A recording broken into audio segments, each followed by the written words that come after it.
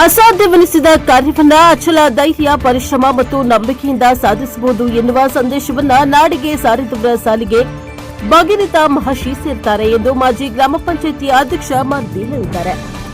ಚಳ್ಳಕೆರೆ ತಾಲೂಕು ಪರಶುರಾಮಪುರ ಗ್ರಾಮದ ಗ್ರಾಮ ಪಂಚಾಯತ್ನಲ್ಲಿ ಉಪ್ಪಾರ ಸಮುದಾಯದ ಮುಖಂಡರು ಹಾಗೂ ಸ್ಥಳೀಯ ಗ್ರಾಮ ಪಂಚಾಯಿತಿ ವತಿಯಿಂದ ನಡೆಸಿದ ಭಗೀರಥ ಮಹರ್ಷಿ ಜಯಂತಿ ಕಾರ್ಯಕ್ರಮ ವೇಳೆ ಮಹರ್ಷಿಯವರ ಭಾವಚಿತ್ರಕ್ಕೆ ಪುಷ್ಪಾರ್ಚನೆ ನೆರವೇರಿಸಿ ಮಾತನಾಡಿದರು.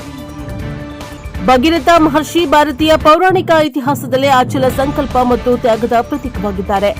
ಅಂತಹವರ ತತ್ವ ಆದರ್ಶಗಳನ್ನು ಜೀವನದಲ್ಲಿ ನೀವುಗಳೆಲ್ಲ ಅಳವಡಿಸಿಕೊಂಡು ನಡೆದಾಗ ಮಾತ್ರ ಸಾರ್ಥಕ ಬದುಕು ಕಾಣಬಹುದು ಎಂದರು.